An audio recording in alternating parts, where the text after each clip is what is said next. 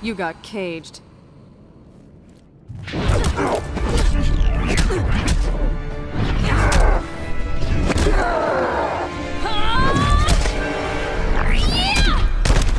Origins of Cassie Cage. With the concept for a gaming genre combining fantasy and horror was first proposed in 1992, Mortal Kombat's journey began. Since then, the game has developed into one of the most popular electronic combat games in history. Characters have been one of its most appealing aspects. Over the years, many new characters have been added to the existing ensemble who add their unique perspective to the franchise. One such character is Cassie Cage, daughter of two of the most iconic characters, Johnny Cage and Sonya Blade. So, without further ado, let's jump right into the video to learn more about Cassie Cage. Before we go into our explanation, we have a very small request. If you like our content, please support us by subscribing to our channel. This is a small click for you, but for us, it means a lot. Thank you. Let's begin.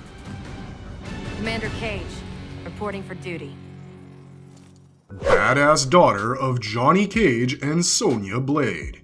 Johnny Cage and Sonya Blade wed and had a daughter named Cassie after the Netherrealm War. Cassie was saddened by the fact that Sonya and her husband decided to get divorced because of her alleged preference for her job over her own family. Cassie, a Caucasian lady, pays tribute to both of her parents. Her blonde hair, face, and athletic build are evocative of her mother, while her sunglasses, razor-sharp wit, and brazen demeanor are reminiscent of her father. She dons a form-fitting blue bodysuit that symbolizes her affiliation with the police force and has been created for tactical fighting. She also has a noticeable undercut, dog tags, and a helix piercing on her top right ear. Her pair of twin pistols are her go-to weapons. Cassie makes her first appearance in Mortal Kombat X comic series. We first come across Cassie sparring with Jackie at her father's condo. Both of them are trading verbal and physical blows until Cassie unexpectedly shocks them both with her father's shadow kick. Jackie reminds her that Cassie damaged one of Johnny's trophies, but Cassie brushes it off, uncaring about her father's possessions, instead venting about how tough Sonya is to her. Later on that evening, Cassie brings Jackie to a fight club for adults over 21. Cassie bravely slips through the crowd to the bouncer at the door, giving him money to get them in. But Jackie is fearful of being seen. Taking Jackie to the ring, Cassie declares her belief in the women's ability to defeat them while demonstrating a bout between the two of them. Cassie enters the restroom, signs up, and stops to put on her gloves before Jackie, who is stressed, catches up with her and informs Cassie that the event is not MMA, but a death match. When an announcer validates Jackie's claims, Cassie loses her belief. Cassie then slurs as the spotlight shines on them, and two bouncers seize the females. After the announcer makes light of her father's acting, Cassie is thrown into the ring and immediately declares herself the best fighter there while flipping off the crowd. The cryomancer Frost shows up in front of Cassie as the announcer rattles out her opponent's triumphs. Frost gives Cassie a brutal thrashing as they fight. She has Cassie on the ground and is ready to finish her off when Cassie manages to headbutt, kick, and sweep Frost, knocking her out with a submission grip. Frost must be finished according to the announcer in the audience, but Cassie declines. When both she and Jackie are threatened, Cassie grudgingly acquiesces and puts pressure on Frost's throat. Before Cassie can end her opponent, the club's ceiling bursts, and she apologizes to her in a low voice. Cassie is first relieved, believing it to be her mother, but when she sees two warriors with axes and swords starting to massacre the crowd, Cassie panics and starts pulling Frost off with her in an attempt to flee. The two girls run outside as Jackie catches up to them. After they pause to gather their breath, Cassie apologizes to Jackie for bringing her to the club and tells her that she wants to save Frost because she almost killed her. After the two warriors identify as members of the Black Dragon and approach the girls, Cassie yells for Jackie to take off running again. They can't hope to outrun their pursuers, Cassie admits, as she asks Jackie for her phone and takes a photo of herself from behind as a trail. Then, as Cassie and Jackie are drawn through a vortex leading to Outworld, Cassie manages to drop her phone moments before she vanishes.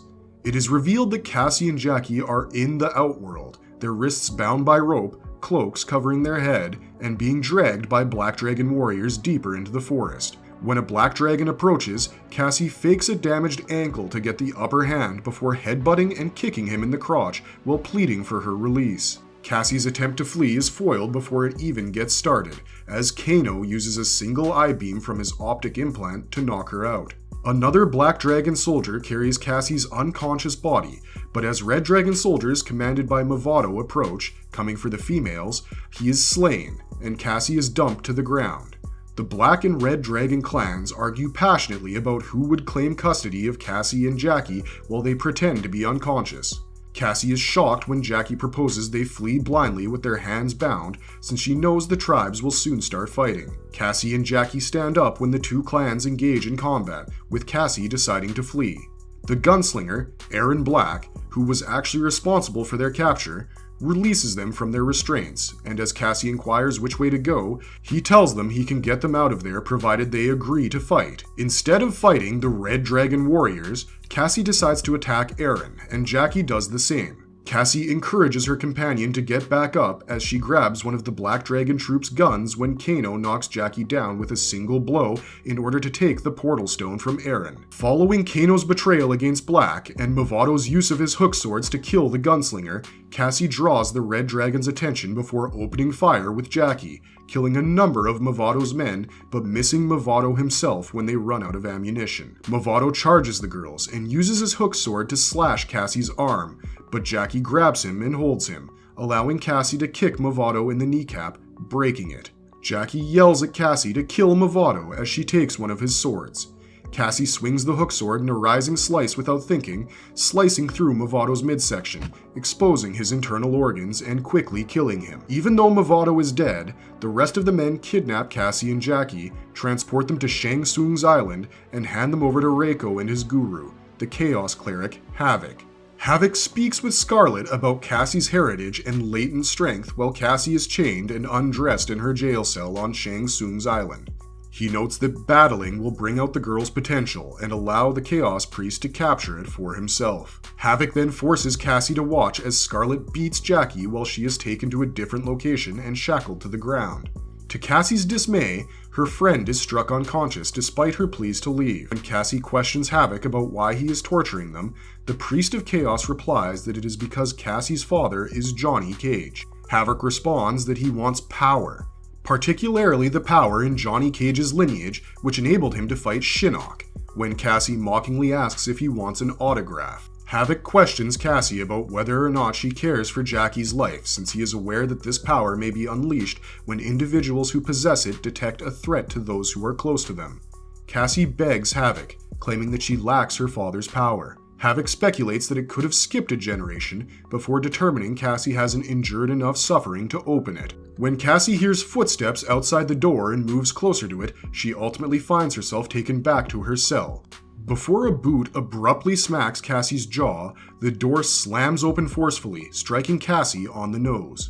As her closest friend embraces Cassie and assures her that Scarlet will save them through the blood code, Cassie is startled to realize that it is Jackie who is assaulting her. When Scarlet comes, Cassie declares it to be mad and commands Jackie to restrain her. As Scarlet informs Cassie that her parents are on the way, Cassie tries in vain. Scarlet uses a Kamidogu to stab Cassie in the chest, triggering the blood code as Cassie begins to threaten her. Cassie cries out in pain. When Cassie's parents arrive at Shang Tsung's island, she meets them and shows them how twisted she has become as a result of the blood code.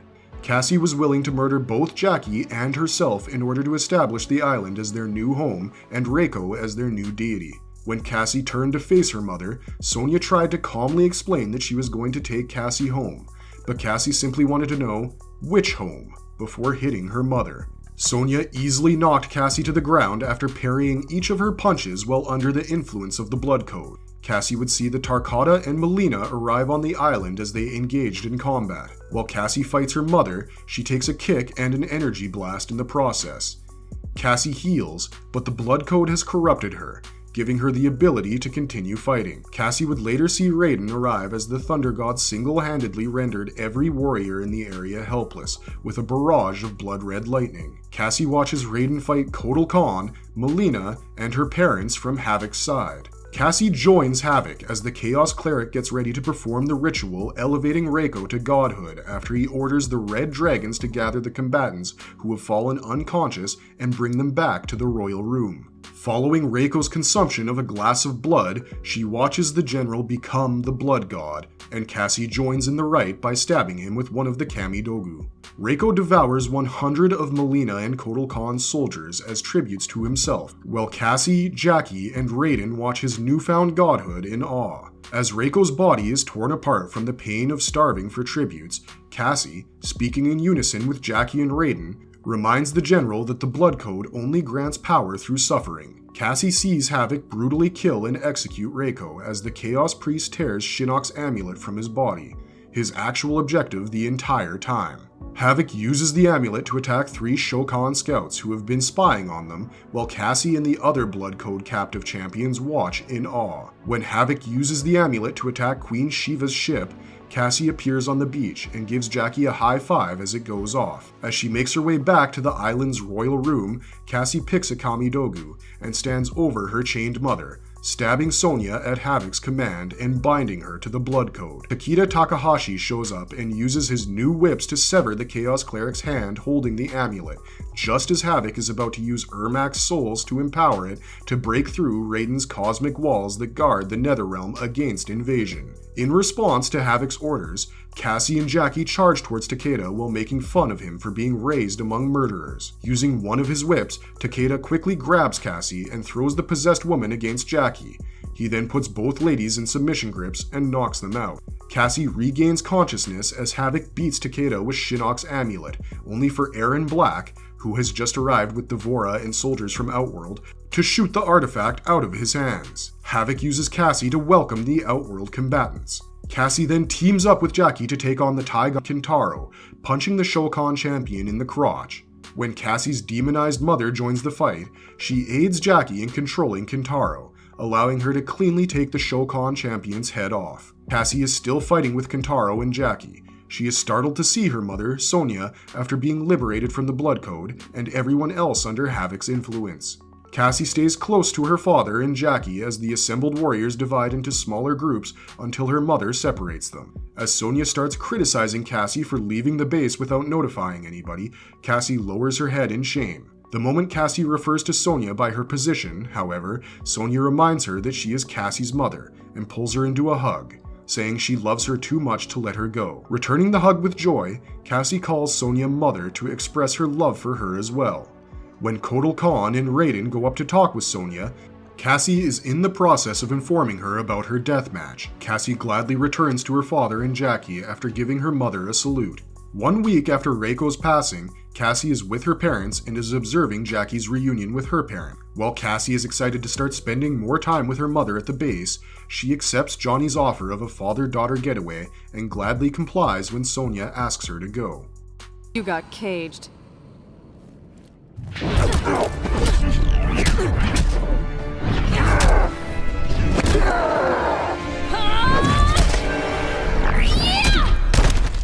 Sergeant Cassie defeats Shinnok. Under the command of her mother, Cassie joins the Special Forces as a sergeant. Her father assembles a group that includes herself as the team's captain, Jackie Briggs, Takeda Takahashi, who is Kenshi's son, and Kung Lao's younger cousin, Kung Jin. To determine whether Sub-Zero is still an ally, Cassie and her squad are dispatched to the Lin Kuei Temple for their first assignment. She tries to lead the group in a covert attack, but Jin ignores her and goes up to the Grandmaster as he sits in meditation with his troops. Cassie engages Sub-Zero in conversation as they find themselves unexpectedly encircled. He declines, and Jin and the others begin to attack without Cassie's permission. Sub-Zero defeats all 4 of them, and they are bound. Cassie warns him that if he murders them, he will get into trouble. They are shocked when he finally accepts and releases them. They learn that the assignment was really a practice run for Sub-Zero to evaluate their effectiveness as a squad when they spot Johnny Cage. He warns Cassie that while she and her companions have potential, they will fail if they do not start working together. Sonya then summons the crew back to the headquarters, where they meet Li Mei, the chief of the Outworld refugee movement. They find out from her that Li Mei's town was destroyed because Molina, who possesses Shinnok's amulet, has no power over it. Sonya sent Cassie and her crew to Outworld in order to convince Kotal Khan that Li Mei's account was accurate. After traveling between worlds, Aaron Black, an Earthrealm mercenary working for Kotal Khan, greets the group. When he asks them what they are there for, Cassie responds that they are ambassadors from Raiden with his official seal. Jin persuades Aaron to spare them and send them to Kotal Khan, despite the fact that he does not trust them. Now! Wait!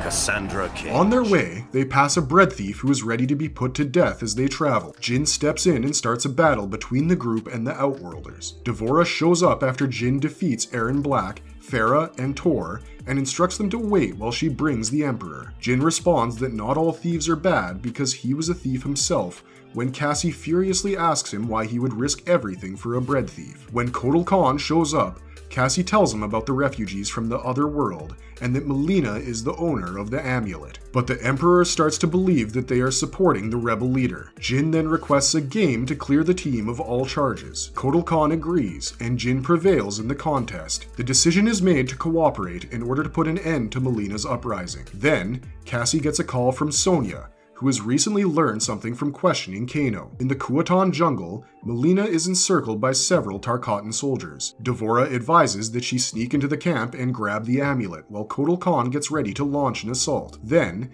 Cassie requests that she join the Kai Tin, and although D'Vorah first objects, Kotal Khan agrees since he owes her team a favor. Cassie and D'Vorah ambush Rain at the rebel camp after sneaking inside during the fight. He admits that he was the one who encouraged Molina to utilize Shinnok's amulet despite knowing that doing so would result in her death each time. He intends to assume the throne himself after the defeat of both factions. Tanya then ambushes Cassie, knocking her unconscious, enabling D'Vorah to take on both Edenians by herself and win the battle. They proceed into the main tent when Cassie prevents her from killing them.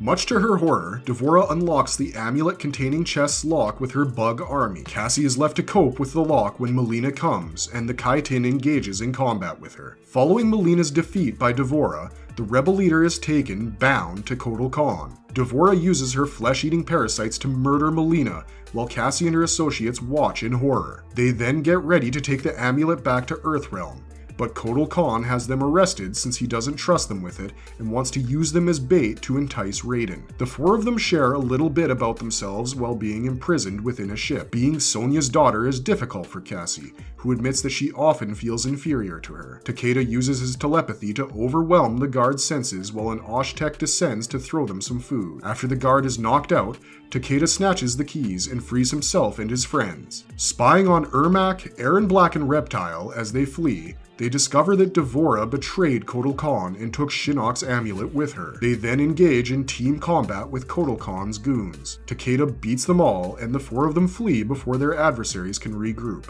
They communicate with Kenshi in the bush and let him know that D'Vorah is headed for the Sea of Blood. Jax, who is in the Netherrealm with the Blind Swordsman, surmises that the Kai Tin is en route to see Quan Chi to release Shinnok from his amulet. The four of them keep after D'Vorah, but they can no longer find her. Cassie later informs her mother that they would try to capture the Kai Tin when Quan Chi is taken by Jax, but Sonya tells her that they do not have time and instructs her crew to return to Earthrealm so they can reassemble and redeploy. But when they come back, they discover Quan Chi decapitated, Johnny Cage disappeared, and everyone battered to the ground. Cassie asks her mother where her father is as she runs to her side. Hanzo Hasashi informs Cassie that Johnny has been seized by the revived Shinnok and is being carried to the Sky Temple as Sonya begins to lose consciousness.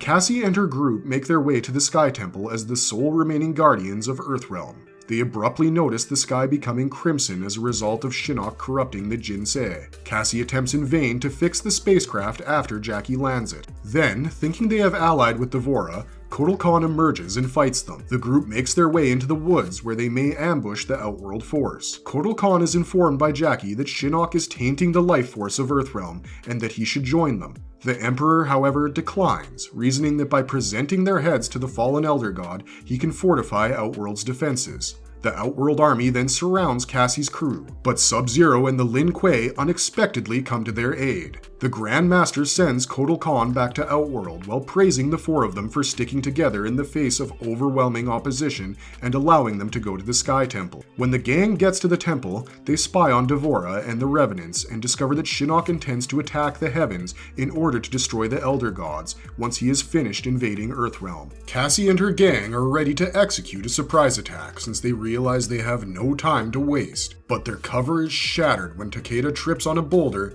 and hangs precariously from the edge. Jackie is attempting to help him up while Cassie and Jin fight Sindel and Kitana respectively. The former Edenian queen brags about quickly dispatching Sonya's allies and threatens to murder Cassie if she doesn't join them. By turning down Sindel's proposition, the young soldier defeats her. Cassie battles Kitana alongside Jackie, Takeda, and Jin after the princess knocks down Jin and injures the three of them. To stop Kitana from murdering anybody, she defeats her. The other Revenants see her and Jin as they assist their colleagues in getting up. The others are urged to move forward by Jackie and Takeda so they can buy some time. Cassie agrees, despite her concern about her companions, and she and Jin proceed to the Jinsei chamber. They discover the corrupted Shinnok inside the contaminated life force of Earthrealm, Raiden vanquished and confined, and Devora afflicting Johnny with her flesh-eating bugs inside. Jin and Cassie continue to battle the chitin, but the archer is knocked down, leaving the soldier to take down Devora by himself. As she attempts to liberate her father, he orders her to find Shinnok and declares his love for her before passing out. Nice offer, Mommy dearest, but I'll pass. Afterwards, the fallen Elder God emerges from the Jinsei with the intention of murdering both Cassie and Johnny. Despite Cassie's best efforts, Shinnok easily shoves her aside and she is left to watch while Shinnok torments Johnny. Cassie releases her inherent abilities in a fit of wrath, shielding her from Shinnok's assault. She fights the fallen Elder God with her newly discovered strength and knocks him out. They release Raiden and assist him to the Jinsei, watching as he restores the life force of Earthrealm once Jin has recovered and joined Cassie. Jin cares for the Elder God as they carry him back outside, and Cassie immediately runs to her father. Later, Sonya joins Johnny, her daughter, and the Special Forces, and the family is joyfully reunited.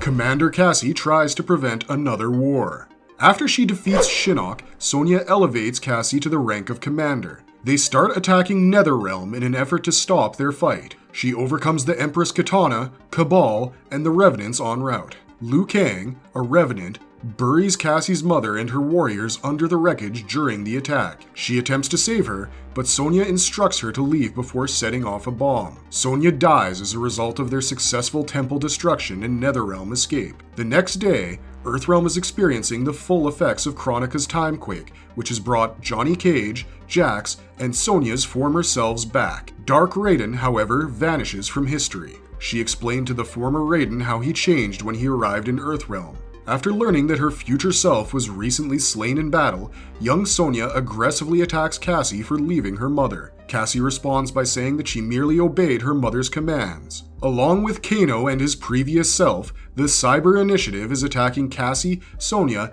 and the Special Forces. The older Johnny discovers Cassie, who is still alive but hurt. As he approaches the Cyber Lin Kuei, Johnny commandeers a tank and rushes out to save her. The only option left to the Special Forces is to observe as the Black Dragon flees while holding the younger versions of Sonya and Johnny hostage. Luckily, Cassie attaches a tracker to their plane as it takes off. They still have problems though, for Kano has given Sector a nuclear weapon, which he detonates as he leaves. Raiden arrives just in time to save them, teleporting them to Shirai Ryu's fire garden just before the explosion. The Special Forces are then dispatched to a rescue operation by Cassie in order to retrieve Johnny and Sonya from the Black Dragon. Roger that.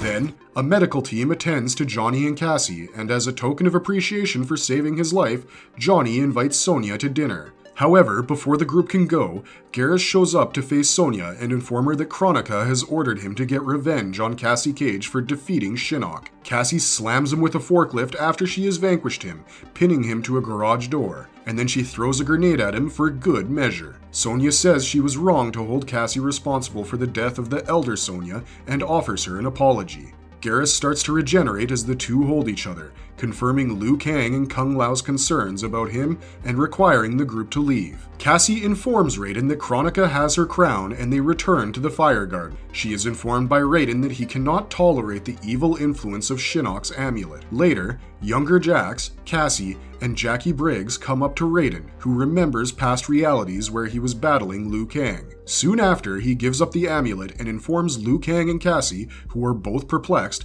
that he has come to the conclusion that Kronika has been instigating their fights in all of the timelines, with Liu Kang dying in each of them. Following the discovery and the recruitment of Charon, Cassie leads an Earthrealm and Outworld task force to attack Kronika's citadel. However, she and the Coalition troops have both been affected by the temporal reversal as a result of Kronika's hourglass. They are still waiting for Shiva and her Shokan army while Jackie, Nightwolf, both Jaxes, and the Special Forces prepare for their last attack against Kronika's keep.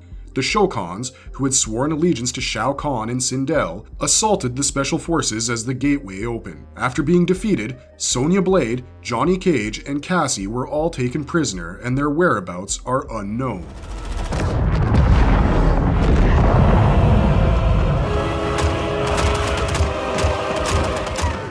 What makes Cassie Cage a great fighter? Cassie's fighting technique is similar to those of her parents, since she can use her hands in close quarters battle and her pistols at a distance by fusing her father's martial arts expertise with her mother's military training. Cassie embraces both her mother's and father's fighting philosophies. She may also make use of her powers imbued with energy. There are 3 distinct gameplay incarnations for Cassie's special moves and attacks in MKX, much as with the other playable characters. In her Bubblehead Fatality, she shoots her opponents once in the forehead and twice in the legs. Then, she takes out her gum and presses it on the wound, causing the gum to swell with blood before the victim passes away. She uses her nightstick to knock off her opponent's lower jaw in Selfie. Then she takes a selfie with the corpse and posts it on an imaginary social media platform. With her shadow kick skill and grounded techniques and combinations, Cassie can cover distance quickly during rushdown gaming. She is also excellent at reacting quickly or putting distance between herself and her opponents.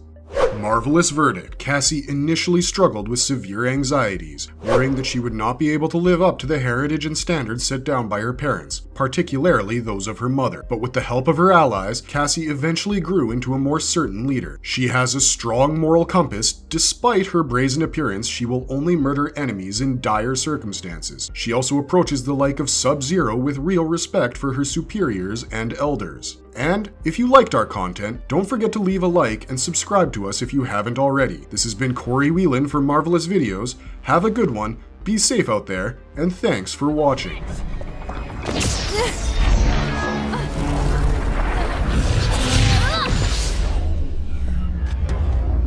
Holy shit, it does run in the family.